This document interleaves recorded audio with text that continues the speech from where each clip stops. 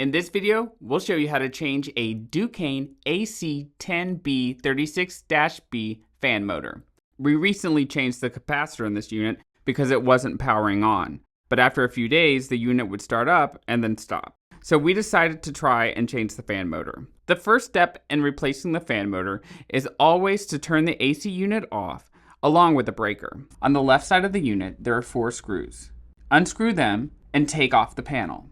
Next, you will unplug all the wires associated with the fan, noting where to plug it back in. We are choosing to replace the capacitor along with the motor to ensure the capacitor is starting fresh as well. After you have removed the wires from the capacitor, you can remove the black wire from the contactor.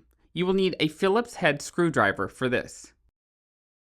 You will then unscrew the cage using a flathead screwdriver. Next, you will unscrew the fan and motor from the cage.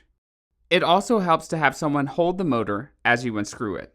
The next step is to remove the fan blade from the motor. Take the blade off and save the screw. You can remove the wires and start installing the new fan. The first step in installing the new motor is putting the fan blade on. Note, do not put the fan blade all the way down. This will cause the unit not to function. The fan blade should be flush with the fan motor shaft, and tighten the screw. After you have the fan blade installed, run the wires through the plastic wire management wrap and to the back of the unit. Next, you will attach the fan motor back to the cage, making sure the screws are tight. When attaching the fan motor, make sure the wires are to the back of the unit. Once you have the motor attached, you can make sure that the wires are pulled taut and they are not in danger of being caught in the blade. You can now screw the cage back on the unit.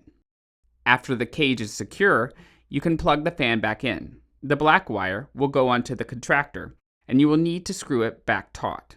Then plug the capacitor back together as well, noting brown to fan, purple to Herm, and red and orange to C. Once all the wires have been reconnected, you can turn the breaker back on and test the unit. If the unit runs properly, you can turn it off along with the breaker and put the panel back on. Run the unit for an hour or so to make sure it's running properly. The link to the fan motor is in the description.